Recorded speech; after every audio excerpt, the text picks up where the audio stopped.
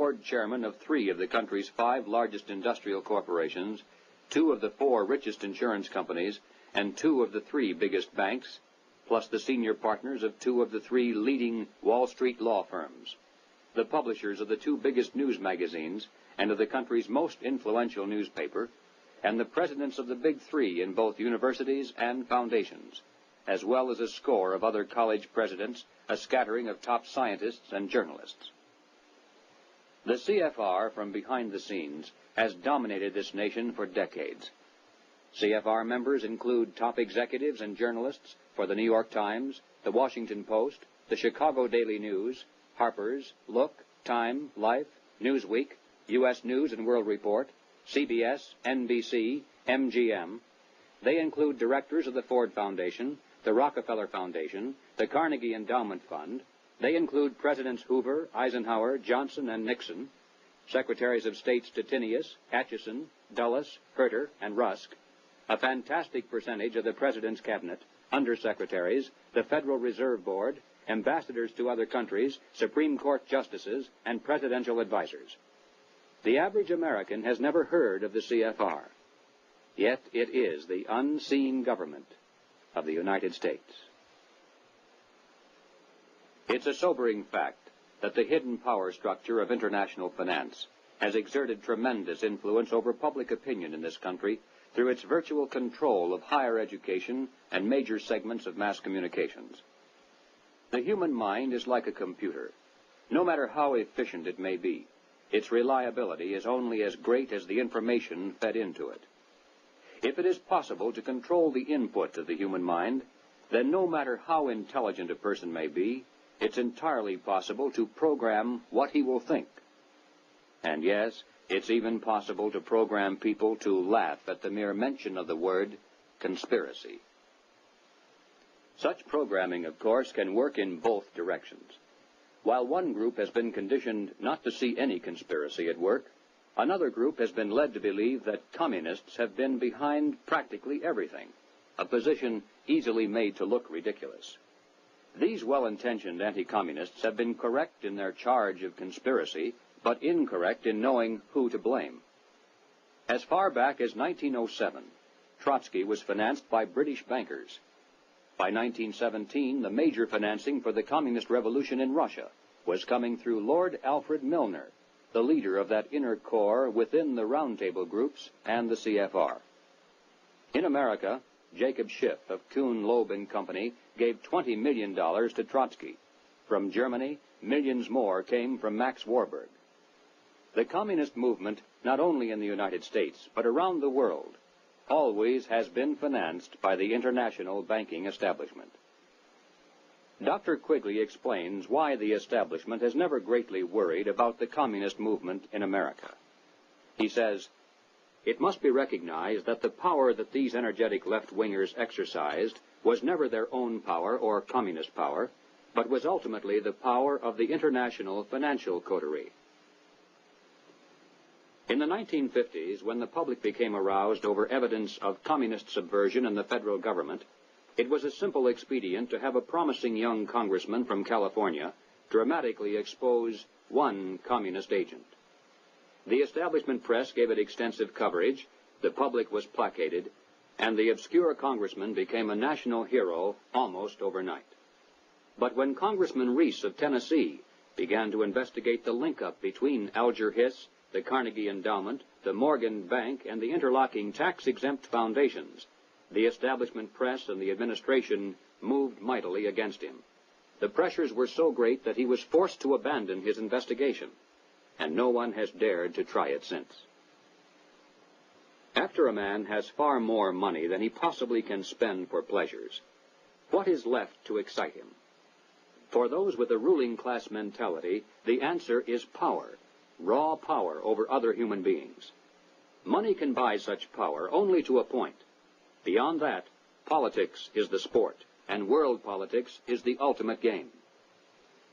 For the purposes of this presentation, we have referred to those in the international power structure as capitalists. But these men are not really capitalists in the classical sense. They are merely rich socialists. They have gained their vast wealth not through honest competition and free enterprise, but by political influence and favoritism, the granting of government protection to eliminate competition, and by gigantic fraud of the money system, backed by government force. These men are striving to create a world superstate, with the expectation that from behind the scenes they will be the ones who will rule. Not free enterprise capitalism, but big government is the conspiracy's life force. World government is its ultimate goal. But what is the best way to sell big government and then world government to a people like ours, historically devoted to an independent republic of limited powers? The answer is simple. In revolutionary literature, the tactic is known as pressure from above and below. It's the strategy that Colonel House laid down in his book, Philip Drew, Administrator. Deliberately create problems, and then offer only those solutions that result in the expansion of government.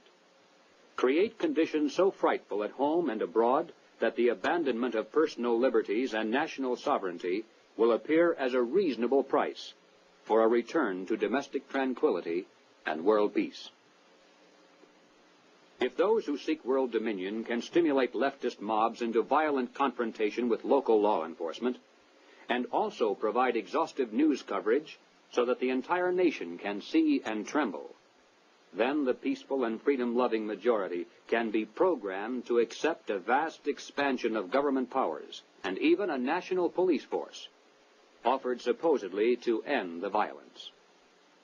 If those who seek world dominion can raise the specter of an enemy armed to the teeth with superior atomic weapons on the verge of launching a nuclear holocaust, and also offer world government as the prevention, then millions of Americans can be programmed to accept the loss of national sovereignty as our last best hope for peace. This is the meaning of pressure from above and below. To put over police state measures at home, they need chaos, crime, and anarchy in the streets. To sell the idea of world government, they need the constant threat of nuclear war. Or, as they say in revolutionary circles, the real action is in the reaction. In 1968, Random House Incorporated published this book by James Coonan, The Strawberry Statement, Notes of a College Revolutionary. Coonan carries the usual New Left credentials, and is a classic example of the extent to which a highly intelligent mind can be programmed by the establishment into thinking that it is acting against the establishment. Coonan was one of the leading participants in the first student seizure of an American university, which occurred at Columbia in April of 1968. Initially, the movement was not large, and easily could have been stopped by a simple police action. But, as usual, the anti-establishment forces received their greatest help from the establishment itself. For several days, police were told not to interfere. Meanwhile, university officials groveled in the face of outrageous propaganda charges, and the media made national heroes of the rebelling students. MGM even made a movie out of Coonan's book. On page 130, Coonan wrote, "In the evening, I went up to the U to check out a strategy meeting. A kid was giving a report on the SDS convention. He said that at the convention, men from Business International roundtables, the meeting sponsored by Business International for their client groups and heads of government, tried to buy up a few radicals. They offered to finance our demonstrations in Chicago. We were also offered ESSO, or Rockefeller money. They want us to make a lot of radical commotion so they can look more in the center as they move to the left."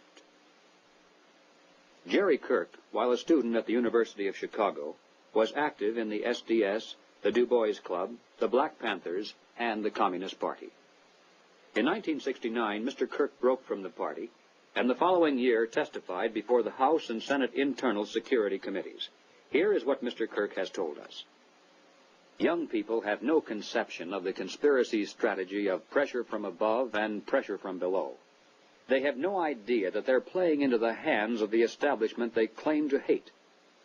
The radicals think they're fighting the forces of the super-rich, like Rockefeller and Ford, and don't realize that it is precisely such forces which are behind their own revolution, financing it, and using it for their own purposes."